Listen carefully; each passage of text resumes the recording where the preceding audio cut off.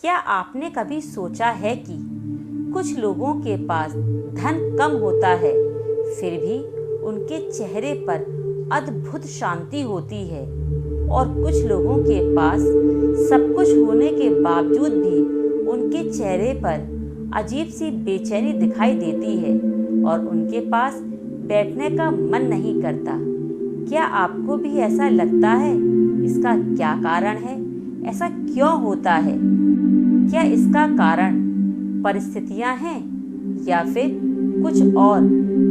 श्री कृष्ण कहते हैं, इसका सबसे बड़ा कारण आपकी आंतरिक ऊर्जा है।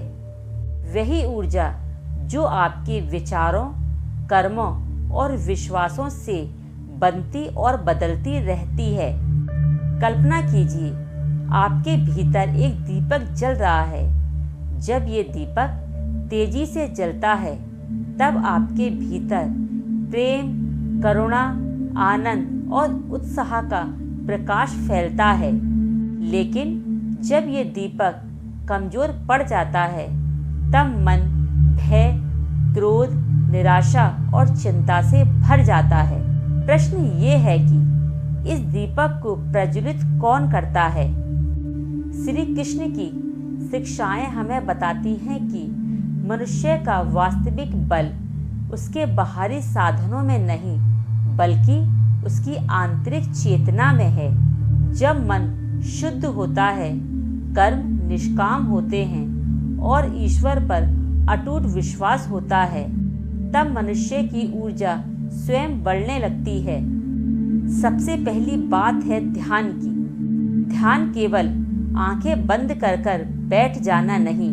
ध्यान का अर्थ है अपने मन को भटकाव से हटाकर सत्य, शांति और परमात्मा की ओर ले जाना। हमारा मन दिन भर हजारों विचारों से घिरा रहता है। हर चिंता, हर डर, हर नकारात्मक सोच हमारी ऊर्जा को कम करती जाती है। लेकिन जब हम शांत बैठकर कुछ क्षण अपने भीतर झांकते हैं, गहरी सांस लेते हैं और भगवान का स्मरण करते हैं, तब मन स्वयं धीरे धीरे शांत होने लगता है और शांत मन में सकारात्मक ऊर्जा स्वयं उत्पन्न होने लगती है। जैसे गंदे पानी को कुछ समय स्थिर छोड़ दिया जाए तो सारी गंदगी नीचे बैठने लगती है, वैसे ही ध्यान मन की अशांति को शांत कर देता है। तब निर्णय स्पष्ट होता है और आत्मविश्वास बढ़ने लगता है और जीवन का मार्ग सरल दिखाई देने लगता है। अब बात करते हैं कर्म की। मनुष्य जैसा कर्म करता है, वैसी ही ऊर्जा उसके चारों ओर बनती है।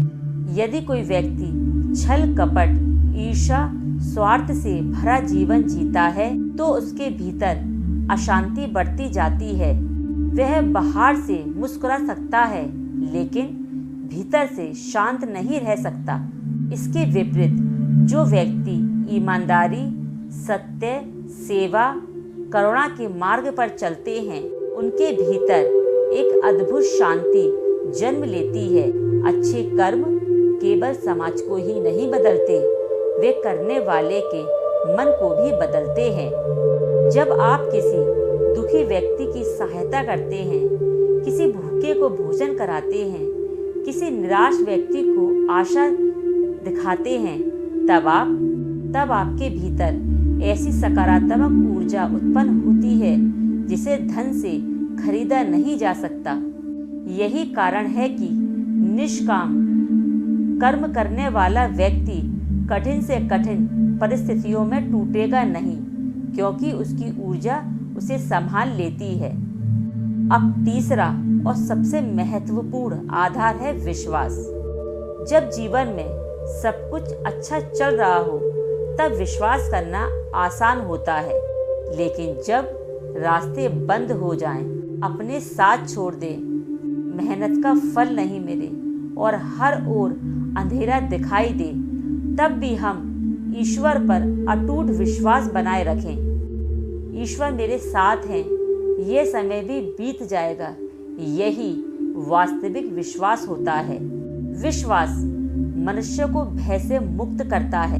भय ऊर्जा को कमजोर बनाता है, जबकि विश्वास ऊर्जा को सशक्त बनाता है।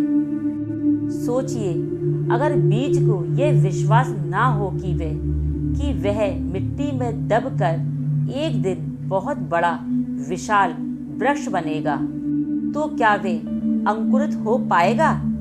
यदि मनुष्य अपने भीतर की दिव्य शक्ति पर विश्वास नहीं रखता, तो उसकी संभावनाएं धीरे धीरे समाप्त होने लगती हैं।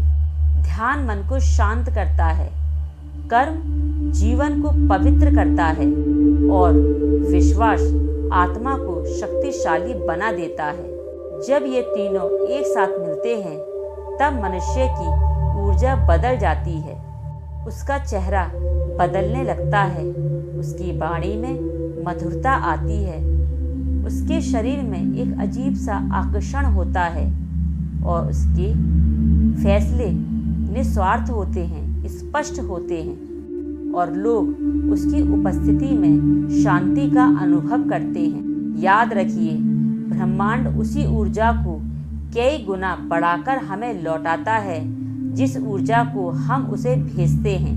यदि हम क्रोध भेजते हैं तो अशांति लौटेगी, यदि हम प्रेम भेजते हैं तो प्रेम लौटेगा, यदि हम अवसर भेजते हैं तो अवसर लौटेंगे। इसीलिए हर सुबह कुछ मिनट ध्यान करें और हर दिन किसी ऐसे व्यक्ति की निस्वार्थ मदद करें जिसकी उसे बहुत आवश्यकता है।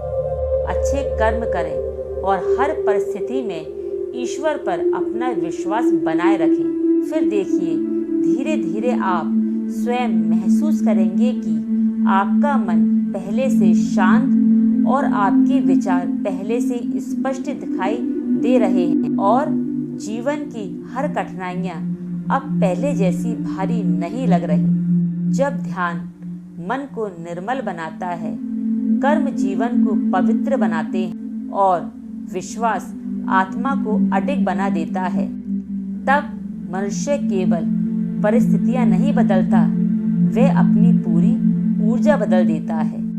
और जब ऊर्जा बदल जाती है, तब उसका भाग्य बदलने में देर नहीं लगती। यदि श्री कृष्ण के ये दिव्य संदेश आपको अच्छे लगे हों, तो इन्हें अपने प्रियजनों के साथ साझा अवश्य करें। इसी के साथ मैं अपनी वाणी को यहीं विराम देती हूँ। श्री कृष्ण राधा रानी की कृपा आप पर और आपके परिवार पर हमेशा बरसती रहे।